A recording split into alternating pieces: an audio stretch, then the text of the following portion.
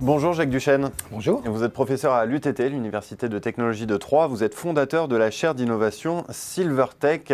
On va parler des spécificités de l'innovation dans ces SilverTech qui sont, je le rappelle, dédiées à l'accompagnement de l'autonomie des personnes âgées. Alors, première question, quelles sont ces spécificités ? Mais en fait, dans la démarche d'innovation, ce qui distingue ces dispositifs, c'est la façon dont on les conçoit et dont on les évalue pour leur efficacité. Par rapport à un dispositif technologique usuel grand public, ils doivent nécessairement être pensés de façon différente, de façon participative avec tous les acteurs. En effet, le grand âge est avant tout un écosystème qui inclut la personne âgée, bien sûr, mais aussi les aidants de proximité naturels et professionnels et évidemment les professionnels de santé.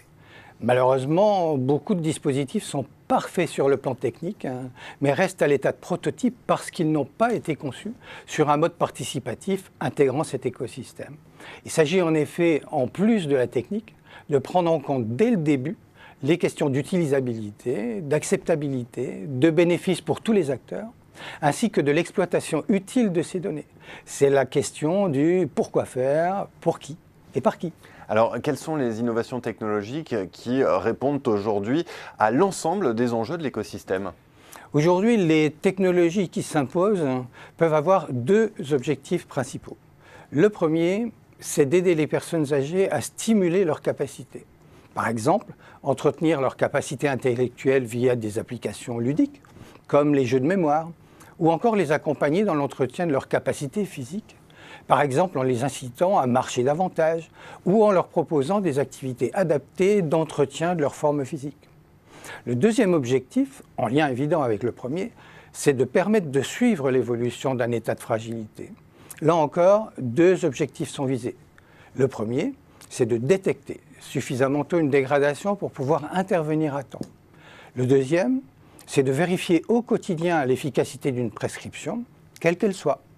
Par exemple, la personne va pouvoir porter un bracelet qui va non seulement lui donner l'heure, mais aussi lui permettre de suivre l'évolution de sa vitesse de marche, la distance parcourue dans la journée, etc.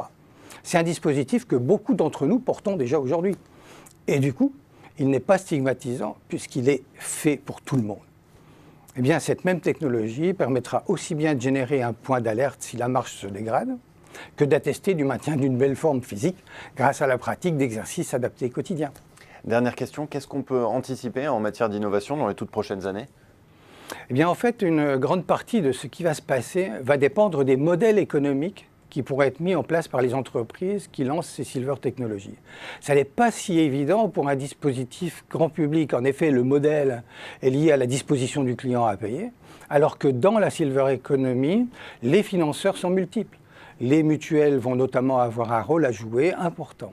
Or, ces dernières ont bien conscience que face au vieillissement de la population, il vaudra sans doute mieux prévenir que guérir. Mais on connaît mal le modèle socio-économique attaché à la prévention.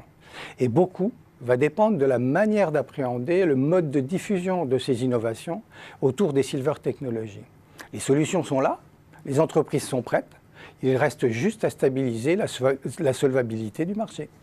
Eh bien, merci beaucoup Jacques Duchesne pour cet éclairage sur les spécificités dans l'innovation dans les SilverTech. Merci encore. Merci à vous.